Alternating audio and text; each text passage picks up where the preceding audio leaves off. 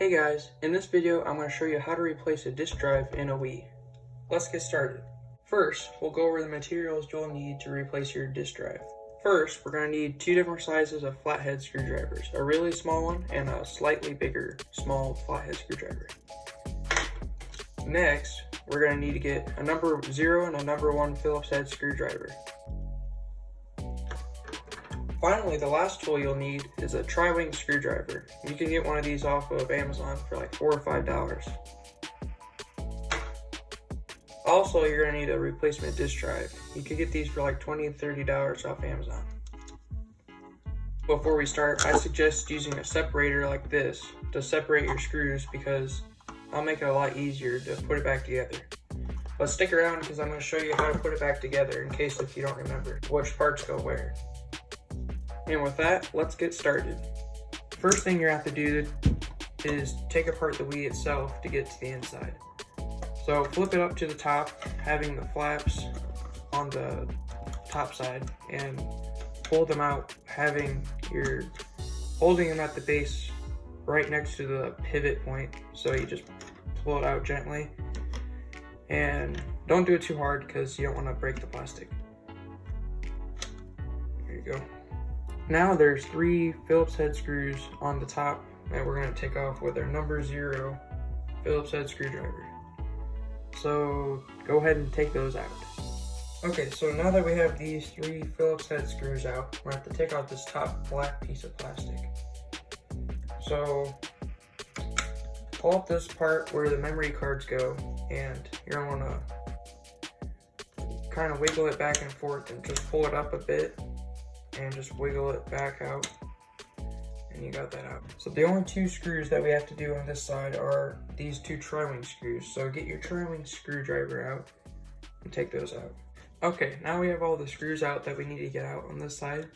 Let's flip it over and do the bottom side. All right, the first thing we have to do on this side is take out the battery compartment using a Phillips head number 0 screwdriver. Now this screw won't come out all the way, it's just gonna stay in there because the way it's made.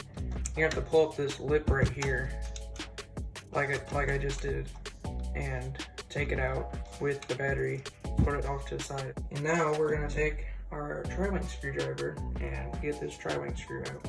There's 2 more screws on this side that we have to take out, one right here and one right here. But we're gonna have to use the flathead screwdrivers to take off the pad and the sticker. So take your really tiny flathead and use it to peel up the sticker. Be careful when you're peeling up your sticker because you don't want to mess up your sticker. You want to keep it nice. So just get in there and on the side and just slightly push into it and make sure you're like all the way on the bottom so it goes under, not cutting through. The last cover we have to take off on this side is this pad right here. So use your bigger flathead screwdriver and get it between the plastic and the pad itself and just wedge it in there and pry it off like that. Now the 2 screws are uncovered, we can use the screwdrivers to take them out. This one's a tri-wing and this one's a Phillips, so use the corresponding screwdrivers to take them out. So now that we've taken out all the screws on this side, we're going to want to flip it over to this side, and now we have to take off 4 covers. And these 2 pads back here with the bigger flathead and the 2 stickers right here with the smaller flathead. These 2 pads right here don't have anything under them, so don't have to worry about taking those out. Alright, so now that we have the 2 pads and 2 stickers off, we can use the tri-wing screwdriver to take out all 4 of these tri-wing screws. Now we have all the screws out we have to take out for the outside of the Wii. We need to take off this faceplate right here. So since we already took off all the screws, it should be pretty easy to just pull it off, but don't pull it off too hard because there are some wires that are very fragile. Just hold this with one hand and put your finger and your thumb right on the wire, right as close to the connector as you can. Just pull it out like that. So it shouldn't be too hard, but don't pull it out too hard when you're coming out because that could rip the wire. So just be careful with that. So now the last thing we have to do to get inside is just pry it open with our hands. So put it on its side and just start pulling at it. And you're gonna have to do some different parts because it's a little tight. So just pull at it at different angles and sides, and eventually you'll get out like that. That was a little rougher than expected. It's a little dirty in here. I'll have to clean that. Well, yeah, that's the Wii's cover. And here's the Wii on the inside. Now we have the cover off, we can take out this bad disk drive and put in the new one. You're gonna take your number 1 Phillips head screwdriver, which is the bigger one out of the 2 Phillips head you have. You're gonna unscrew these 2 screws down here and these 2 screws up here. Okay, so now we have these 4 screws out. We can take out the disk drive, but be careful because this is a lot like the faceplate where they have wires attached to the part they're attached to originally. Except this one has a lot more wires. So we're gonna have to pull up and flip from the right side to the left. Now don't do this yourself, but I'm just gonna do it so I can show you. So this wires right here, the white ones that are the power supply for everything in there, you're gonna want to pull them out of this part right here because they're hiding in there. So now it can fully flip and you can have some space to work with. Don't put it all the way down flat because that might ruin the wires. Take these wires right here, and you're just gonna hold firmly right there and just pull it out. You can set those to the side, and this is a ribbon cable right here, so you can use your fingernail or the tiny flathead screwdriver and get under the brown part, which just flips right open, and the ribbon cable should come out pretty easily. So now we have the bad disk drive out, or the disk drive you're replacing is out. You can switch this one for the new one. Alright, so now we have the old drive out, we can put the new drive in. So take the wires, the power cables, and you're plug it into this power port right here where they're originally at. Make sure that the side with the exposed metal goes on the back, so the metal goes towards the disk drive.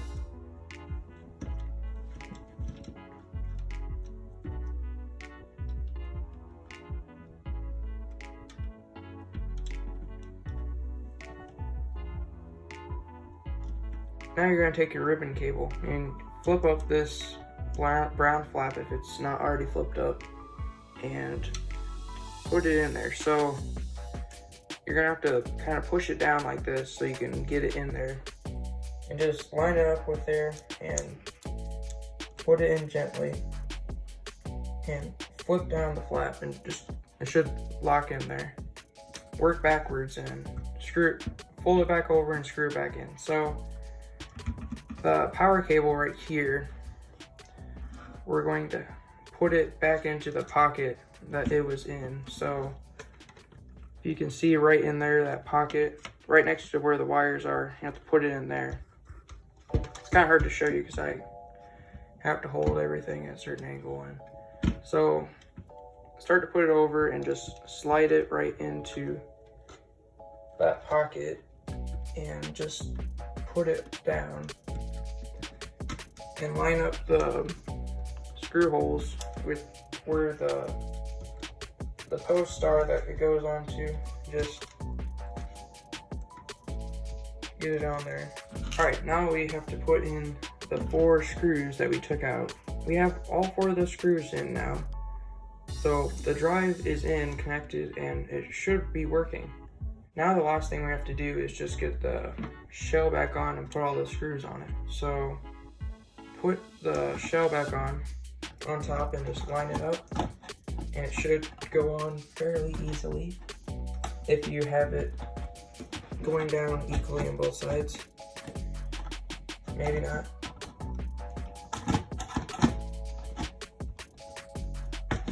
There we go. push that down like that. First thing we have to do when we're putting it back together is get this faceplate back on. So just put it back, have the plug facing the right way, facing the same way it looks like in the socket right there, with the exposed metal parts on the top. Just plug it right into that slot.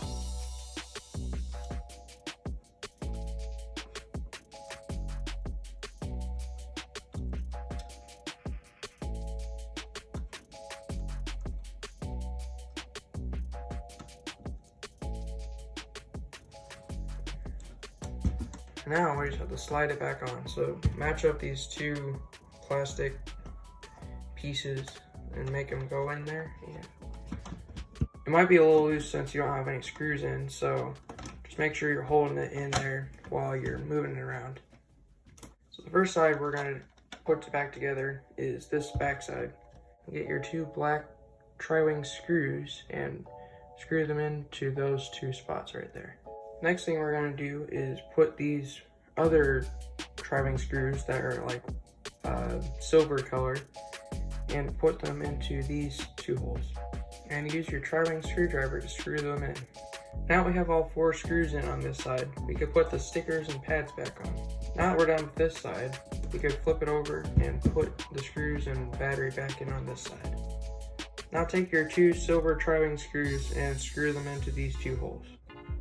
Take your battery and put it back into its slot. And take your number 0 Phillips head screwdriver and screw the screw back in. Take your longer black Phillips head screw and screw it into this hole up here. Now we have all the screws in on this side, we're going to put the pad and the sticker back in their spots. Now that we have everything done on this side, we can flip it over and finish up this last side. Take your 2 tri-wing screws and screw them back into these 2 holes. Now that we have these 2 tri-wing screws back in, we can put the top black piece of plastic on. Line your black piece of plastic up with the ports and slide it in. And once you get it to the right length, pull it this way and push it down that way to get the tabs into the slots. And it should be nice and smooth like that. Take your 2 smaller Phillips head screws and screw them into the middle hole and the hole opposite from the faceplate. Take your final screw and screw it into the hole next to the faceplate. Finally, put your 2 flaps back on.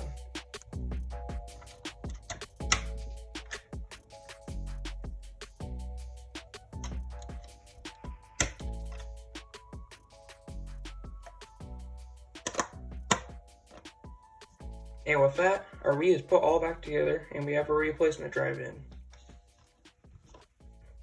Thank you guys so much for watching the video. If you'd like to give it a big thumbs up and comment down below how it went for you guys. If you'd like to see more content about Nintendo repairs, please consider subscribing to my channel so you get notifications whenever I upload a new video. I'll be uploading a video every Monday and Friday, so watch for those videos. Again, thank you guys so much for watching the video, and we'll see you all next time.